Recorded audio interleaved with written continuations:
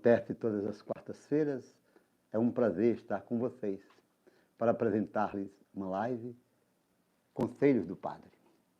Aconselhar é próprio do sacerdote. Aliás, nos meus 44 anos de padre, foi o que eu mais fiz na minha vida. Aconselhei crianças, jovens, meninos e meninas, aconselhei adultos, aconselhei anciãos. Com eles aprendi muita coisa, pois na vida há uma reciprocidade. Nós sempre estamos aprendendo. Somos eternos aprendizes. Aprendemos com os acontecimentos, com a natureza na sua exuberância. Aprendemos com o outro, aprendemos com professores, aprendemos com nossos pais. Aprendemos quando nos abrimos para um diálogo sincero, aberto, franco. A vida é a grande mestra. E quem por ela passa sem prestar atenção aos sinais dos acontecimentos, fica à margem do processo de quem ousa caminhar. Eu quero começar essa minha conversa tomando, como faço sempre nas quartas-feiras, um pequeno texto bíblico para a nossa meditação. E a partir dele, surgirão as perguntas que estarei à disposição para respondê-las. Se alguma pergunta eu não puder responder porque eu não sei dar a resposta precisa, e a chama não te consumirá, pois eu sou o Senhor teu Deus, o Santo de Israel, teu Salvador. Palavra do Senhor. Graças a Deus. Que palavra, como sempre. Deus, na sua infinita sabedoria, ilumina nossos caminhos. Tu és meu, não temas. Tu és meu, não temas.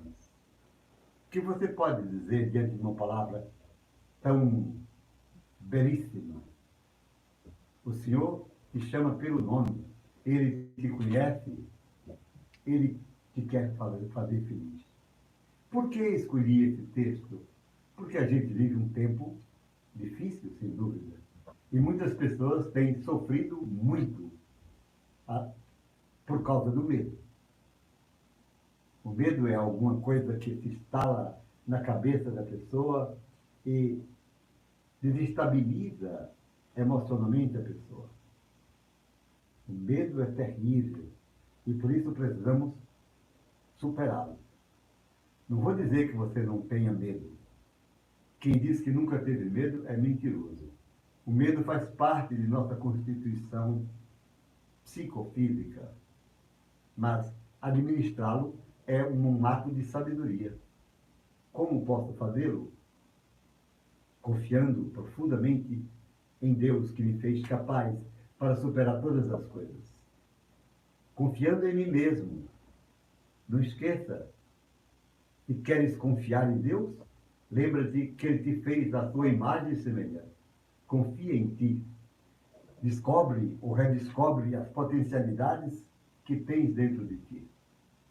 Administra bem as tuas crises emocionais. E então vai superando o medo e te firmando com coragem. A coragem nasce da convicção que nós temos de que não estamos sozinhos. Que Deus nos cuida, que Deus nos ama, que Ele nos acompanha.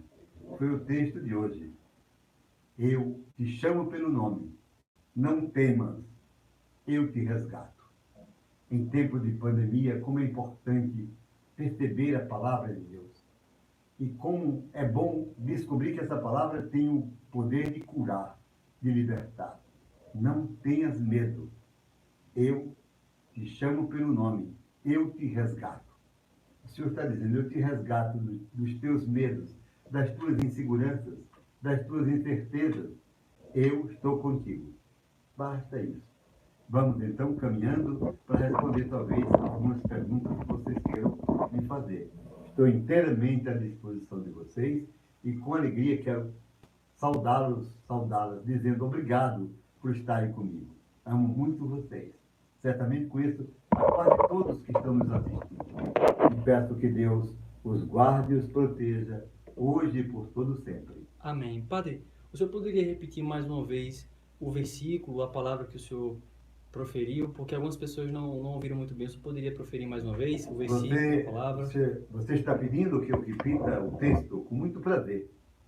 Eu escolhi para vocês, para nossa reflexão nessa live, Conselho do Padre, o texto de Isaías 43, 1 a 3, em que o Senhor diz: Não tenhas medo, eu te chamo pelo nome, eu te resgato. Tu és meu, tu és minha. Palavra que liberta, palavra que conforta, palavra que ilumina. E eu estava falando, para quem está chegando agora, sobre os limites que nós carregamos dentro de nós mesmos.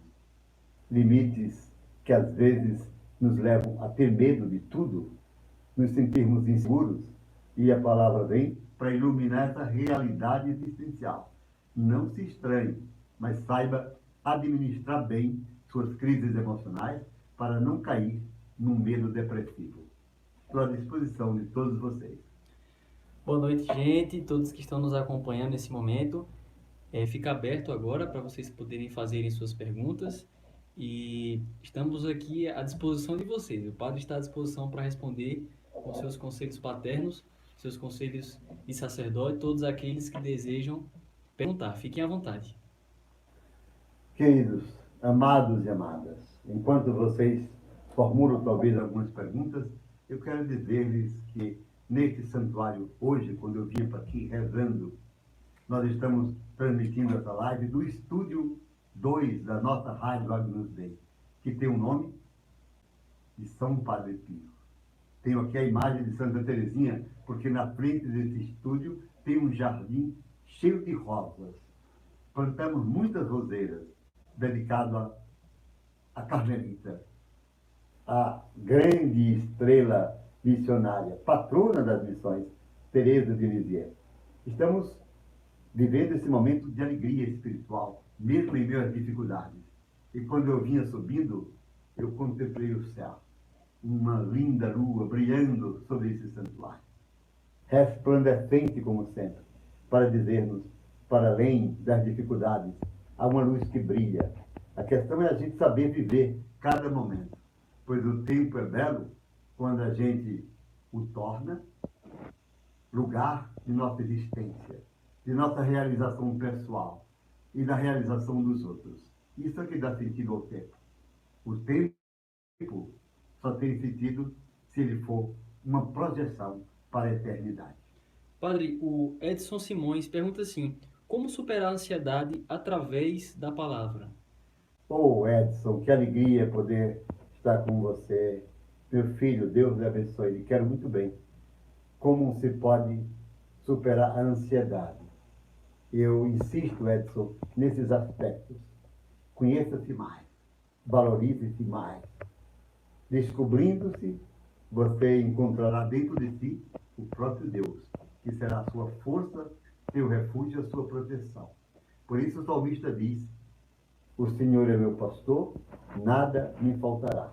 Ansiedade é uma coisa humana. Quem não a tem, agora, não saber administrá-la, pode levar a outras crises emocionais e a desgastes psíquicos.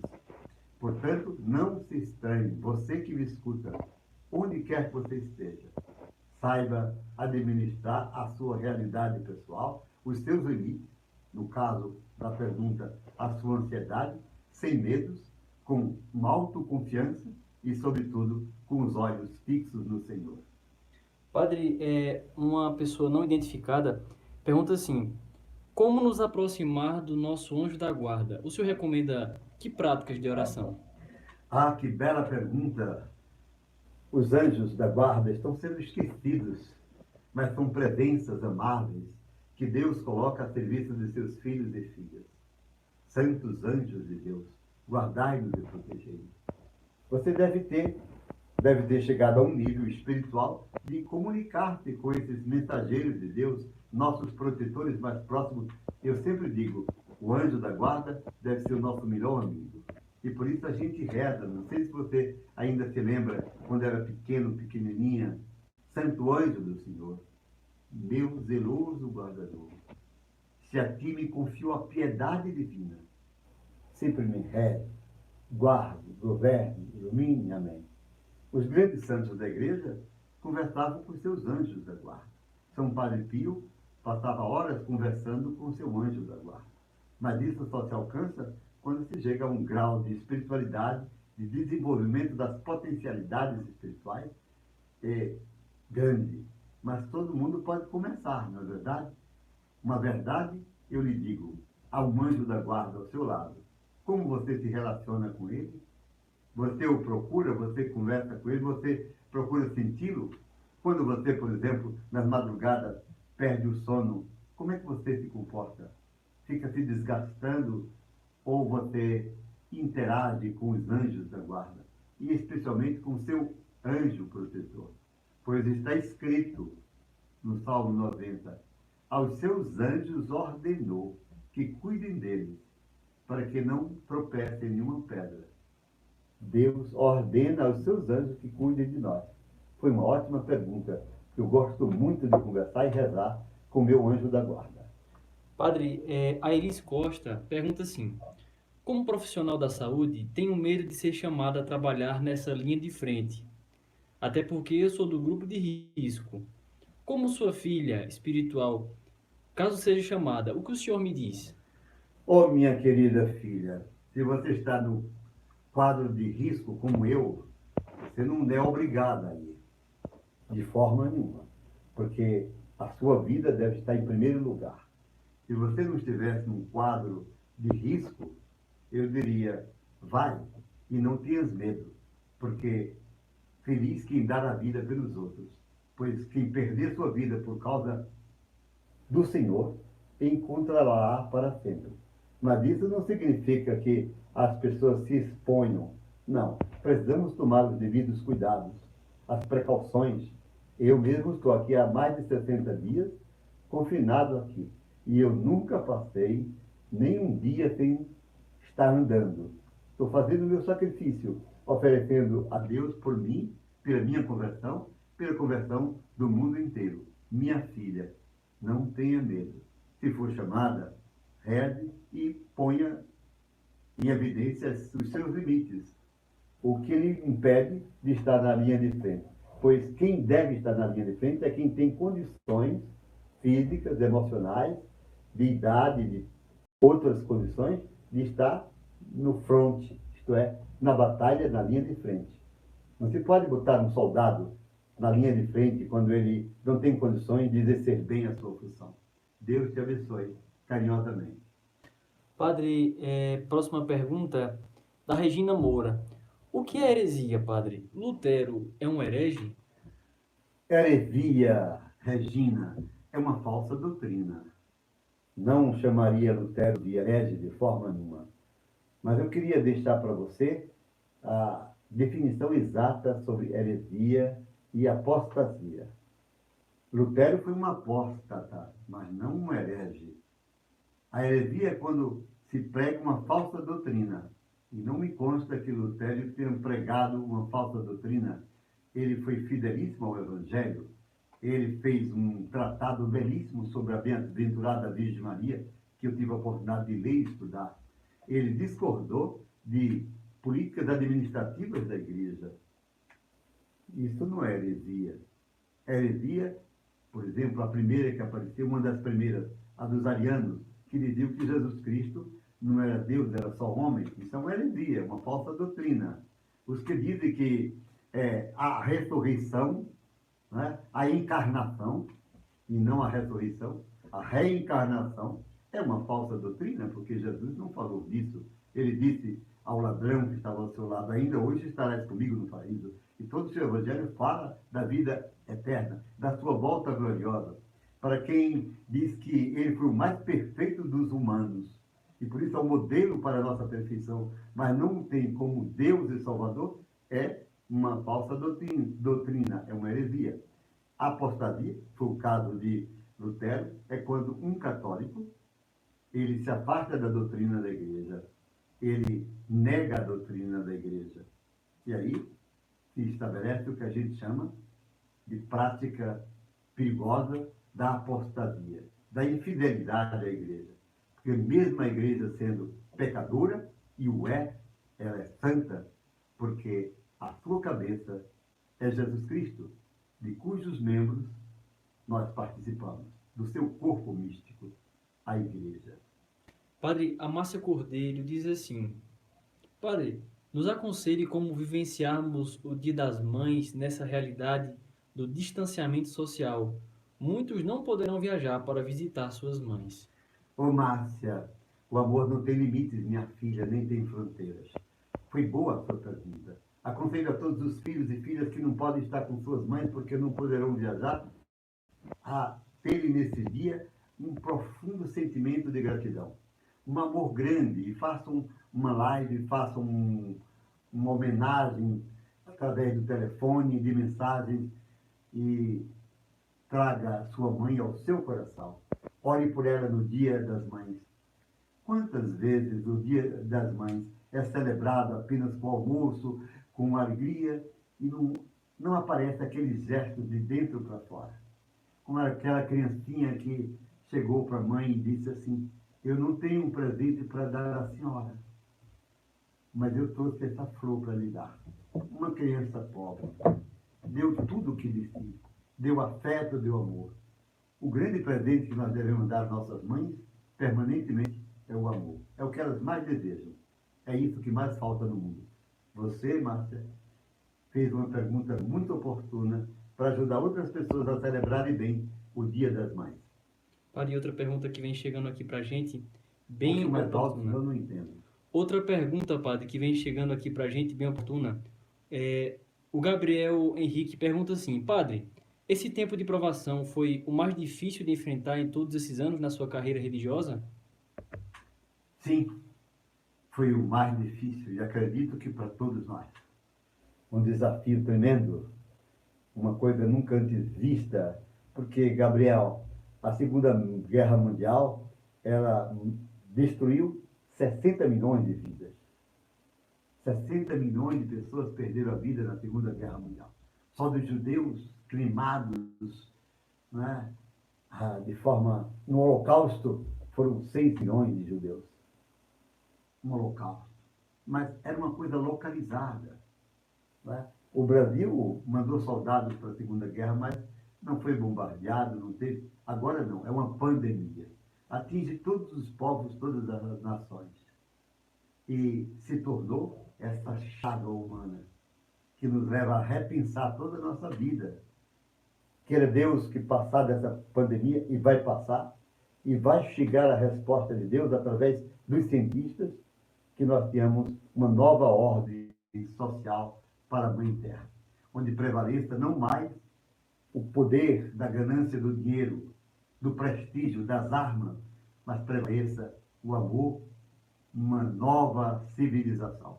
Eu espero ansiosamente que os grandes desse tempo, que confiavam e colocavam suas esperanças no dinheiro, que viram as bolsas de valores de seus países despencarem de repente, que viram que nós não somos nada, nós somos só pó, e ao pó havemos de tornar, mesmo que não queiram aceitar, esta é a verdade, que possamos sair dessa pandemia fortes para construir ou reconstruir a Mãe Terra, como Deus quer, o habitat de todos os seus filhos e filhas.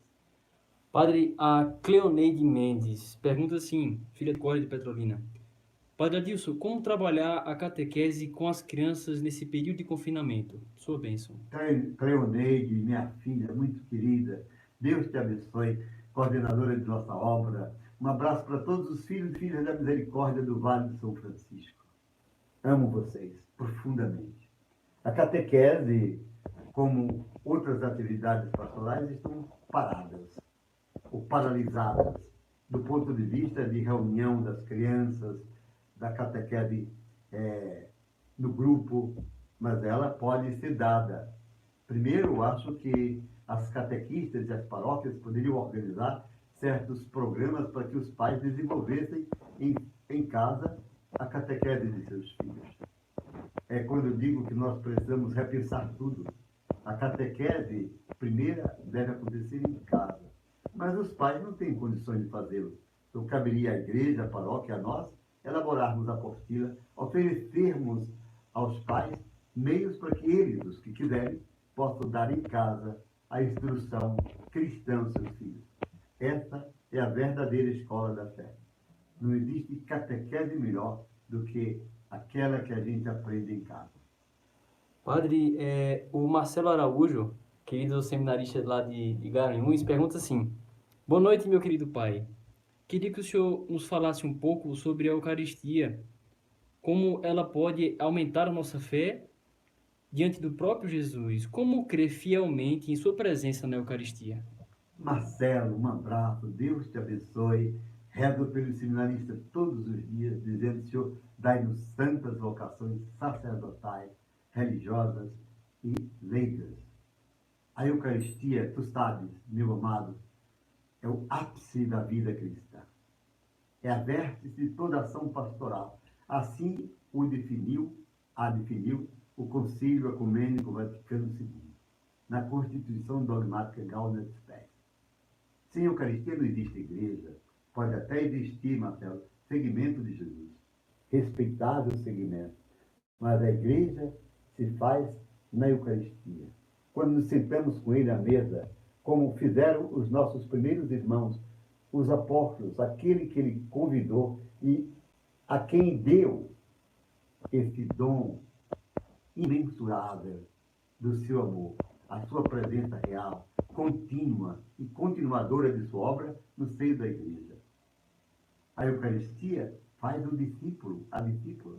Não existe discipulado sem o sentar-se à mesa, sem tomar da presença dele no seu corpo santíssimo, que se dá para fortalecer-nos, a nós que somos pecadores. De tal forma que, pela comunhão, nós nos tornamos também divinos e eternos, pelo poder dele que se dá a cada um. Eu sempre digo que não existe nada no mundo mais belo e mais santo do que a Eucaristia. Faz 44 anos, vai completar agora, Marcelo, que eu celebro todos os dias. Não aprendi ainda a celebrar. Mas como poderia ter aprendido? Se algo tão grande que transcende ao meu conhecimento, aquilo que eu possa ter entendido de teologia, a Eucaristia é o céu na terra, como dizia São João Maria Vianney. Ame Jesus Eucarístico, e se Deus lhe permitir a graça de ser padre, você será um sacerdote, como Deus quer e como o povo tanto espera. Que lindo, padre. A Aline Lima, filha da Misericórdia lá de Petrolina, pergunta assim: Padre, nos explique em relação à diferença entre o batismo católico e o protestante, se existe uma diferença, se é aceito, se não é aceito. Há um só batismo, Aline, e todo aquele que for batizado será salvo. A Igreja Católica reconhece nas igrejas históricas protestantes, aquelas que tiveram uma ramificação e têm uma historicidade, o batismo deles, mesmo que alguns deles não reconheçam o nosso. Hipocrisia, pobreza espiritual ou teológica. O batismo é um ato pelo qual alguém se consagra a Deus e recebe pelo sangue de Jesus Cristo a remissão dos pecados, para se tornar membro de sua igreja, testemunha dele. O batismo é a porta que se abre para o céu. Sim, o batismo católico, porque nós somos a igreja apostólica, a igreja que vem do coração de Jesus, é o batismo verdadeiro. Mas eu não estou dizendo que os outros não são verdadeiros. Eu disse que algumas igrejas nós as reconhecemos, mesmo que elas não queiram nos reconhecer. Agora, seitas, minha filha, peraí, seita não é igreja. É invenção dos homens, e não raro, para se aproveitar do rebanho. Você bem o sabe o que eu estou dizendo. Padre, uma pergunta muito interessante da Ana Souza, FMJ de Pesqueira. Qual o papel dos pais no discernimento das vocações? Ô, Ana, um abraço, um beijo carinhoso, minha filha. Estejamos unidos, viu? Não deixe o FMJ fracassar por causa do isolamento, não, mas nós estamos mais unidos ainda. Qual o papel dos pais no discernimento da vocação? Fundamental. Porém, é muito raro ver uma família que tenha condições de dar orientação para que o filho, a filha, possam desenvolver, possam crescer interiormente, possam fazer um discernimento, a fim de que possam compreender o que é que Deus está lhes pedindo. Quando isso acontece, é o melhor caminho. Mais do que um padre, do que um diretor espiritual. O conselho do pai, o conselho da mãe, ouvindo o filho dizendo: eu quero ser religiosa, eu quero ser padre. E o pai se abre para ouvir e sente alegria por colocar um de seus membros, filho, carne de sua carne, filha, à disposição do Senhor, é coisa muito bela, é coisa muito santa. Mas eu conheço muitos casos em que jovens se apresentaram aos pais, depois de muita dificuldade, e se abriram dizendo que queriam ser padres, queriam ser religiosas, e foram brutalmente reprimidos. Eu conheço muitos casos disso. Lamentas. E isso acontece no meio de famílias que se dizem católicas, cristãs. Eu acho que quem chama é Deus, mas quem responde é você. E aí, se o pai não aceita, se a mãe não ajuda, você pode fazer o seu caminho. Pois se Deus lhe chamou, ele não vai lhe obrigar, mas vai sempre dizer: eu te chamei. Feliz quem responde: eis-me aqui. Padre, a Valdirene Guedes, também filha da Misericórdia de Petrolina, diz assim: como podemos viver a misericórdia em espírito? Pois eu estou morando em João Pessoa e por enquanto estou só aqui, como filha da misericórdia, e estou um pouco angustiada por estar sem servir a Deus. Valdirene, né? Valdirene. Um abraço, minha filha. Você não está sozinho. Lembre-se que o Senhor está contigo. Lembre-se que você pode fazer muitas obras de misericórdia aí em João Pessoa, mesmo morando sozinho. Você pode exercer essa misericórdia com seus colegas nos estudos. Você pode fazer isso com os colegas vizinhos, com os amigos, com as pessoas do seu ambiente. Você pode até exercer essa misericórdia ao atender um telefone. Como às vezes a gente sente que a pessoa que atende está cheia de Deus. Alô, em que posso ser útil? Ou, diferentemente, alô, quem é? Tudo depende do interior da gente. Seja essa menina de Deus, alegre na esperança, não fique ansiosa, porque depois Deus vai lhe chamar para grandes coisas. Se prepare. Padre Morgana do FMJ aqui de Arco Verde pergunta assim: como fazer a vontade de Deus? E como identificá-la nos sinais? Fazer a vontade de Deus, Morgana, minha filha querida, é a coisa mais acertada que alguém pode realizar enquanto aqui estiver. Lembre-se e olhem para Jesus. Pai, faça-se a tua vontade, não a minha. Como descobrir nos sinais? Os sinais são evidentes, claros. Deus nos fala por esses sinais. Precisamos, portanto, prestar atenção aos sinais. Prestar atenção aos sinais. Eu me lembro quando eu deixei o seminário de Pesqueira em 1969, jurando que nunca mais eu queria ser padre. E eu tinha suficientes motivos que eu saí profundamente decepcionado com algumas coisas que ali tinham acontecido. Fui embora para minha casa de noite, mesmo o meu bispo, Dom Severino Mariano de Aguiar, aquele bispo que me ordenou, teve insistido para que eu não saísse. Eu fui embora. E eu não queria mais voltar. Em 1970, quando aquela grande seca que se abateu sobre nossa região, num dia de sábado à tarde, eu fui ao seminário para matar a saudade, porque queria tomar a bênção ao meu bispo. Eu fui por causa disso. Quando cheguei lá, não tinha ninguém. O bispo tinha viajado para Jataúba com as freiras que moravam no seminário. A casa estava aberta, mas sem ninguém. E eu fiquei lá, andando pelos corredores, matando saudade. De repente, entrou um grupo de homens vindos da terra, índios, famintos. Era uma seca terrível. Não existiam as políticas públicas de hoje, graças a Deus. E gritavam pelo nome do bispo, pedindo comida. Nós estamos com fome, dizendo um português errado dele: nós estamos com fome, seu bispo. E eu fiquei apavorado, eles me cercaram. E eu sabia no seminário onde tinha um depósito de alimentos da Caritas Diocesana, da Aliança para o Progresso, um programa dos Estados Unidos para auxiliar ou para dominar, não sei, os países pobres. Bom, eu sabia onde tinha aqueles alimentos. E eu, ingenuamente, um garoto ainda, disse: olha, calma, calma, fica aí, calmo, eu vou ver aqui o que posso fazer. Ele disse: aqui tem, aqui. aqui nesse quarto tem comida. Para que eu disse isso? Eles arrombaram a porta, eles estavam com fome, saquearam tudo. E eu fiquei desesperado, dizendo o que foi que eu vim fazer nesse, não vou nem dizer o lugar, o nome que eu devia dizer. Eu fiquei desorientado, reclamando porque eu fora ao seminário. E agora? A porta no chão, tudo quebrado, o resto de comida derramada. Eu telefonei para seu Aureliano J. Bonfim, um homem santo que marcou a vida de Pesqueira, um grande comerciante, um homem santo. E ele me atendeu e disse, seu Aureliano, eu estou aqui no seminário, houve uma invasão, eu vou chamar a polícia. Não chame a polícia não, que são pessoas pobres, eu só quero que o senhor venha aqui para a gente ver o que é que a gente pode fazer. Gente, depois que tudo passou, já quase à noitinha, eu ia saindo para ir para casa, quem estava na porta do seminário?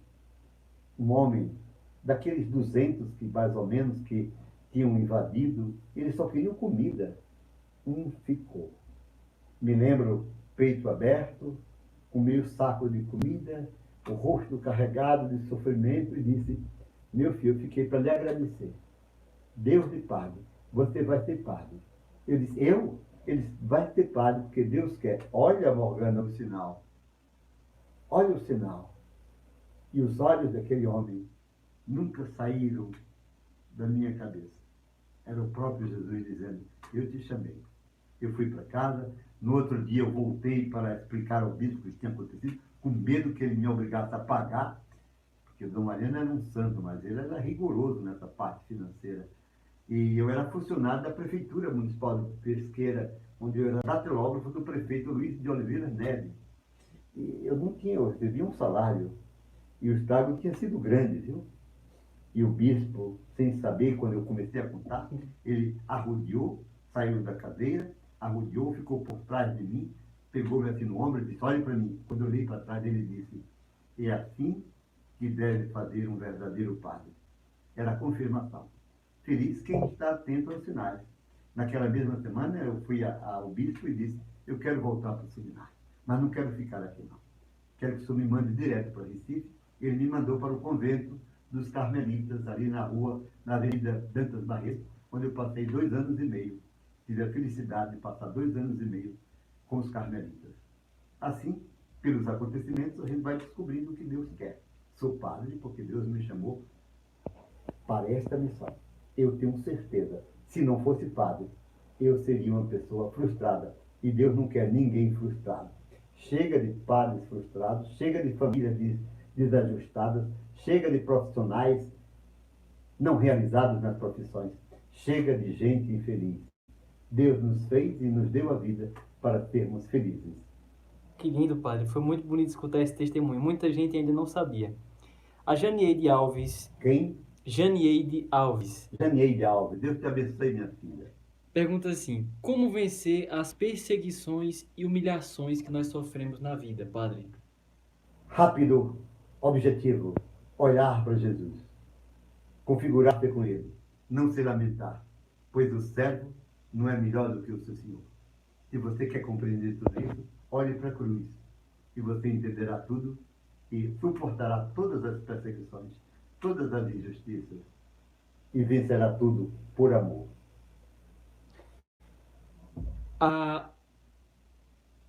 Perdão, padre. Tudo bem, se não tem mais perguntas, Temos mais perguntas, sim.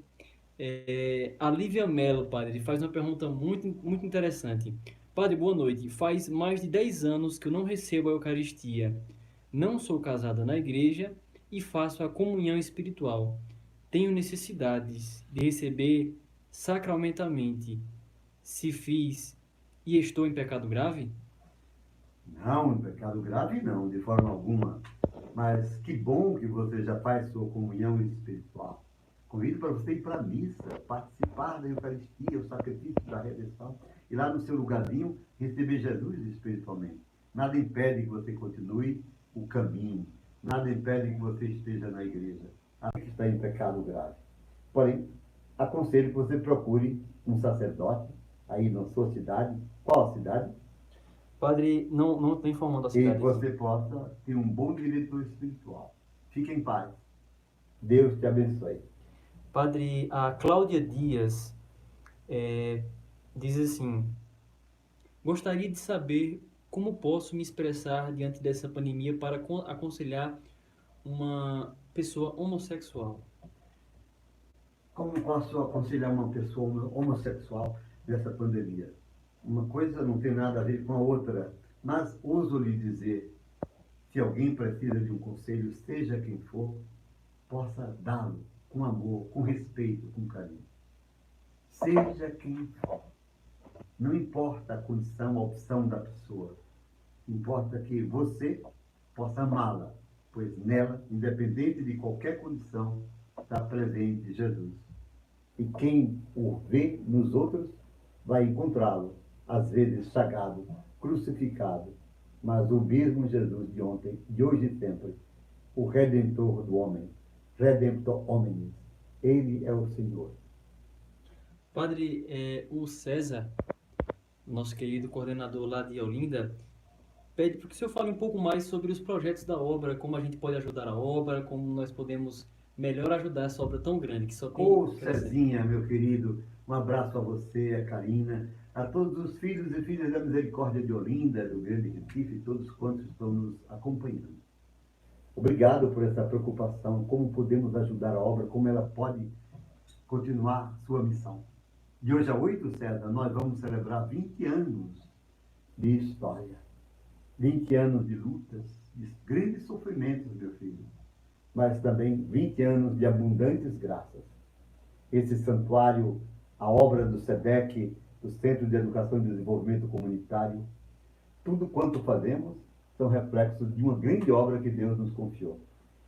Eu lhe digo, você bem o sabe, essa obra não é minha. Eu sou apenas um empregado do Senhor para realizar aquilo que Ele me manda fazer. Mas se as pessoas podem e querem nos ajudar, conheçam-nos. Acesse a nossa página terradamisericordia.com.br. Posso também acompanhar a programação de nossa rádio 24 horas no ar, evangelizando.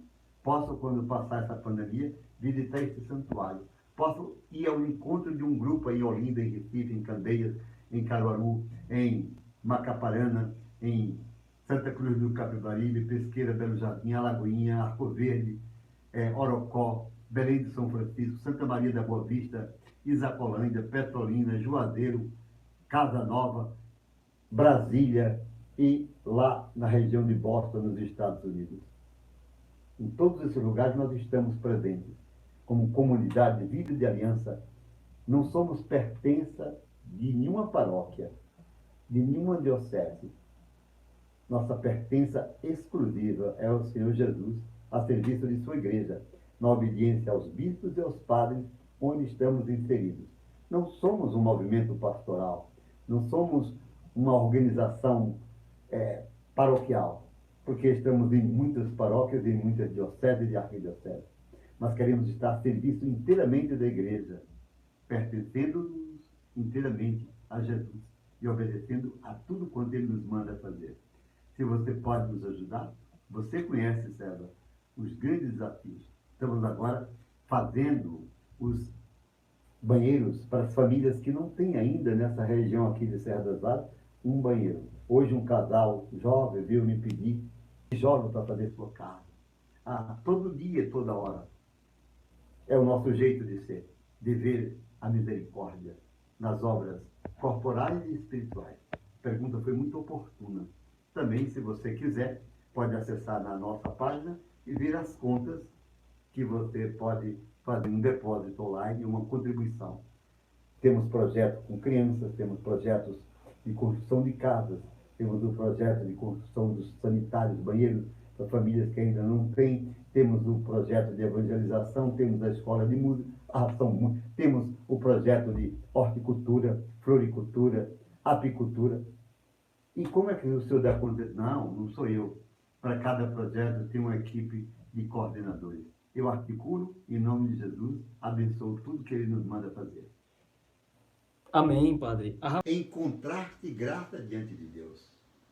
E aquele que de ti nascer não será filho de homem, será o filho do Altíssimo.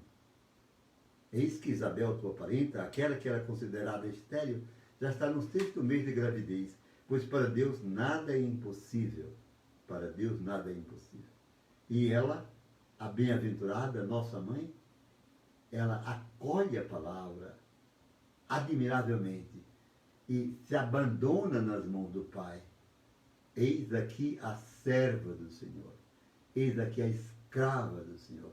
Faça-se em mim conforme a tua palavra, conforme a vontade de Deus. E João diz, e o Verbo se fez carne e habitou entre nós. Como desconhecer a importância de Nossa Senhora no contexto da história da salvação? Como não reconhecer que ela é mãe do próprio Deus feito carne?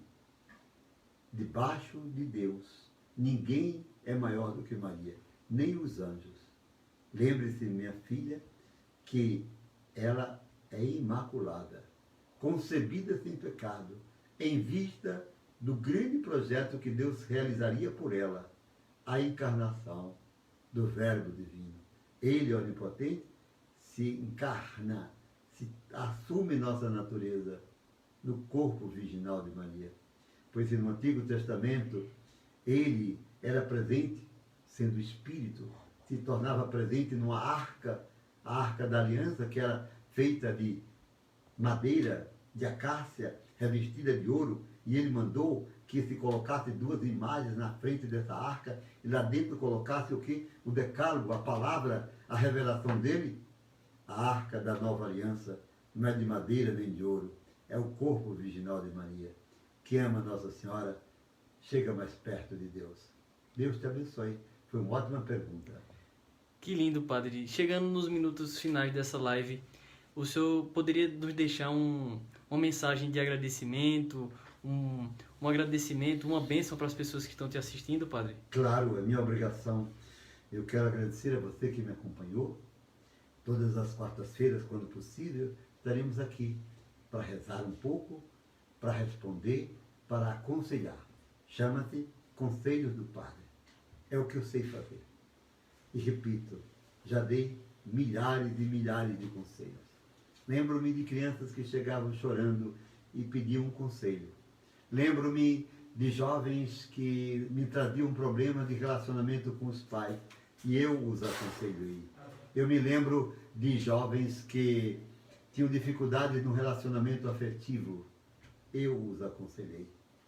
Quantas vezes aconselhei casais. É a minha missão. E por isso eu criei, e agradeço a você, Cristi, agradeço a Karina, a César, que coordenam a nossa página, que me permite fazer isto, que eu não sei fazer, mas me permite falar com vocês e continuar dando conselhos. Todas as quartas-feiras estarei na live Conselhos do Padre. Se você gosta, propague, convide outras pessoas para fazerem parte do nosso Antônio, onde nós vamos celebrar a missa às 7 horas. Depois nós teremos uma programação toda linda, muito bem elaborada. Às 8 horas, a Manhã Viva especial. 10 horas da manhã, a imagem peregrina de Nossa Senhora de Fátima, aquela que eu trouxe da Capelinha das Aparições, percorrerá a trilha. Pela primeira vez, nós vamos fazer essa trilha acompanhados pela Mãe. Quantas graças chegarão às pessoas. Divulgue, tenho certeza do que eu digo. E ela abençoará todos os seus filhos e filhas que vão participar dessa caminhada. Depois nós teremos o programa especial Hora da Caridade, que nós realizamos todos os sábados para dar assistência às pessoas mais carentes, os pobres mais pobres no meio dos pobres.